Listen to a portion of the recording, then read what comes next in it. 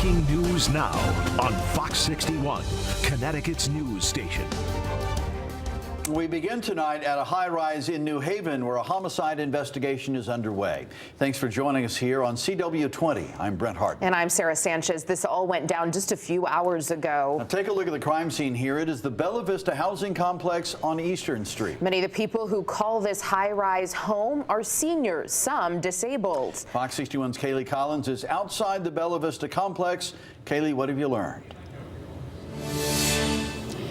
Well, Brent, Sarah, there were about 4 or 5 police cruisers here throughout the night over the past few hours as that homicide investigation got underway. Now it's looking like there's only about 2 left here on scene. We also did notice some residents coming out of their apartments, so it doesn't look like there was any sort of evacuation or shelter order given by police as they conducted this investigation. But this all got started a little bit before 6 this evening. That's when police were first called for reports of a shooting here at the senior living facility. Now, as you mentioned, Bella Vista is a multi-floor, high-rise senior living apartment complex with a New Haven police substation located actually right here on the property. We heard from one man whose mother lives on the 6th floor here. He says that though there is security at this complex, an incident like this does make him worry for his mother's safety.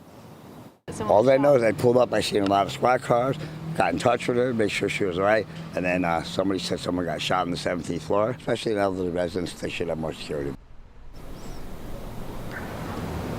Now, again, on the point of security, that resident says that visitors do have to be buzzed into the complex, and since there is that police substation so close, police were able to quickly respond to this shooting and quickly begin their homicide investigation. Police say that there is no suspect in custody at this time. We're still working to learn more information on the identity of the victim. Right now, we just know that it is a 56-year-old male. It has not yet been confirmed whether or not he was a resident of this facility or if he was just simply visiting. We, of course, will update you on any new information as it becomes available. For now, reporting live in New Haven, Kaylee Collins, Fox 61, Connecticut's news station. All right, Kaylee, thank you. We will continue to provide updates on this breaking news as we receive them on air, online, and on the Fox 61 News app. You can download it for free using the QR code here on your screen. And we have this breaking news just into our newsroom tonight. All southbound lanes on I-91 in Rocky Hill are closed because of a serious crash there. Take a look at the backup here. This is a live look. Officials say this is the area of exits 22S and 23. The DOT is reporting one of the vehicles involved in the crash flipped over. We're keeping an eye on this, but if you're heading out soon and your travels take you through Rocky Hill, you're going to want to find another way around that. Yeah, that traffic looks nasty out there. There's even some more breaking news to tell you about tonight in Woodbury. Now, our newsroom has received body cam footage tonight of an assault on a Woodbury police officer. The attack happened Thursday afternoon. Now, we want to warn you, this footage is very violent. State police sent us 2 perspectives from 2 body cams, which you're about to see here. Our team has spent the last few hours going through that video. Thursday at 1:30 p.m., Woodbury police officer Tim Wright pulled over Tyler Wilmot on North Main Street for not properly displaying his license plate. Officer Wright asked for Wilmot's license and registration. Police say Wilmot was driving without his license. Officer Wright got back into his cruiser to process his information, but that's when Wilmot got back out of his black Jeep and approached the cruiser. Handle this like a man, dude. Before Officer Wright gets out of his cruiser, he calls for backup, saying Wilmot was walking away. Officer Wright gets out of his vehicle and begins walking toward the suspect. Don't come near me. Don't come near me. This is when video shows the two engaging in a struggle. And at one point, the video shows Wilmot swing at Officer Wright with some sort of weapon. Moments later, Officer Wright falls to the ground. We've stopped the video here because things get very gruesome. Seconds later, another police cruiser pulls up and Officer John Cavello chases after Wilmot before eventually using his taser and getting him to the ground. You attacked me. Give me your other hand. Officer Wright can be seen coughing up blood and calling on his radio for an ambulance for himself. Send me an ambulance for me. Officer Cavello was handcuffing Wilmot, but turns to the injured officer. Did he stab you? He attacked me. Yeah, I think so. Wright points to his neck, and the video goes on to show blood across the left side of his face. That's where the body cam footage ends. Fox 61 was in the courtroom Friday when the suspect was arraigned. We learned a lot of disturbing details about Wilmot's past and his relationship with Officer. The most notable, the stab wound was about 1 millimeter away from his carotid artery. Prosecutors say he was that close to potentially dying. As you can imagine, this event is still under investigation. 31-year-old Wilmot's charged with attempted murder and assaulting a police officer, along with other charges. He's expected back in court on the 9th. And Connecticut's news station will be following all developments in the case to the very end. Download our free Fox 61 News app for all the latest information, plus breaking news as it happens. This is a good time to step back and catch our breath a little bit. Maybe turn to the weather for a look at the forecast on this Friday night. And isn't this the first full weekend of October, Rachel? I'm sure a lot of people have plans to get outside this weekend. And we've got 2 beautiful days to enjoy. If you like it warmer, Saturday's the day for you. But if you are more of a fall person, I think you're going to like Sunday when temperatures will start turning cooler. And that cooling trend is going to continue almost each and every day as we head through next week. Right now, temperatures are in the 50s to right around 60 degrees. If you take a look and widen out the satellite and radar, you'll see a cold front approaching and some showers associated with it. A lot of these showers are going to end up fizzling by the time they make it to Connecticut, but there is a chance for a passing light shower right around daybreak tomorrow morning. We'll say before 8 a.m. 7, 8 a.m. a light shower or 2 is out there. And then the rest of the day, we're clearing and seeing plenty of sunshine with a nice, sunny and warm afternoon. So temperatures in the morning start off in the 50s.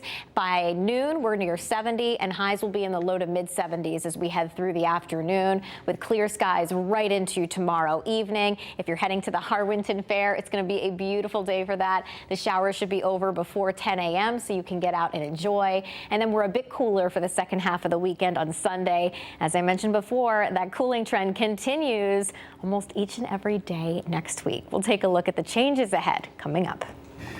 All right, Rachel, thank you. Well, this first Friday of October was a great night for some high school football.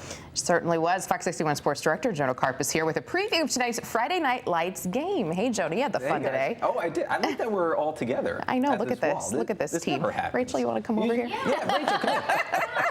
Usually you're at the desk. There's like an echo. This is great. There she is. Look at that. Happy Friday, everybody. Let's show you one of the highlights from tonight. Another beautiful night for football. Let's take you to Middletown. Xavier hosting Fairfield Prep. The Jesuits, one of the best teams in the state, and looking like it. Robbie Manning whipping it over to Jeremiah Langston. He does the rest. That's a 54-yard score. That put Fairfield Prep up 3 touchdowns in the first half. But a lot of football happened after that. And we'll have more on this game, plus other scores from around the state of Connecticut. That's all coming your way later in the show. Brent, Sarah, back to you. All right, thank you, Jonah. All day we've been following a story in Cromwell. 2 people died in a shooting at a nursing home this morning. The shots rang out almost 12 hours ago, an apparent murder-suicide. Fox 61's Matt Karen spent the day uncovering what happened. We have now learned the identities of the 2 people who are dead. They are 81-year-old Barbara Brandt and 82-year-old Dennis Brandt, husband and wife. At capacity, Apple Rehab's facility here behind me is home to 75 residents, both long-term and short-term care. A lot of them older, a vulnerable population with memory and mobility issues, which is why when shots rang out inside just after 11 a.m., everyone was concerned. Very scary, nerve-wracking. Sharda Baker's mom works inside the building. She heard the shots that claimed 2 lives just after 11 a.m. Friday. She said she saw the administration, like a few ladies running, and then she heard the gunshot, and then she started running. And she said that she locked herself in a bathroom, her and another employee. Cromwell police arrived within minutes, followed by the state police major crime squad. Completely unfortunate tragedy. Investigators are treating this as a domestic-related murder-suicide. They say a man showed up to visit his wife. Upon entering her room, he shot and killed her. She was 81, a well-known resident of the nursing home for 3 years. The husband then quickly turned the gun on himself, taking his own life. But there didn't seem to be any prior threat. Apple Rehab Vice President of Operations Mike Landy told Fox 61 lots of people visit the nursing home each day.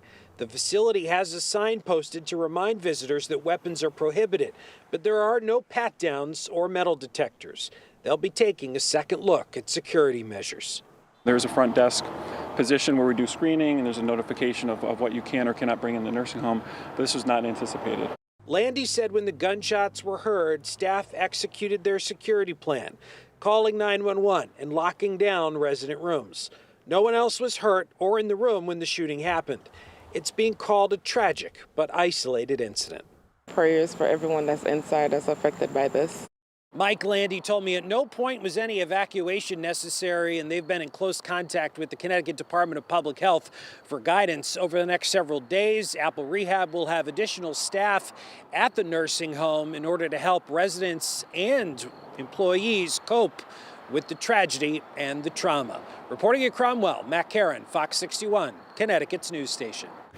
Well, police across Connecticut will be looking for gun owners tomorrow, but not for arrest or anything like that. Some stations will be giving away gun safes and others will be buying bat guns. Hartford police will be offering gift cards of up to $200 for assault weapons and $100 for pistols and revolvers. This will be going on from 9 to 3 tomorrow at 50 Jennings Road. No ID required, no questions asked. Meanwhile, as we mentioned, other police departments from Bridgeport to New Haven and from Middletown to Newtown will be giving away locking gun safes tomorrow. You'll find information at the links page at fox61.com. As Connecticut residents, we love to brag about our pizza and our Huskies, and tonight we have something new to boast about. Bradley International has been named one of the top 10 airports in the nation for the 8th consecutive year. So if you've ever been stuck in a long line there, maybe you're asking, says who? Well, the answer is the organizers of the Condé Nast Travelers Reader's Choice Awards and the folks behind the J.D. Powers North America Satisfaction Study. J.D. Powers ranked Bradley 10th among medium-sized airports with a score of 654 out of 1,000. Better than Cleveland, but not quite as good as Indianapolis, which was ranked number 1. Better than Cleveland. Yeah,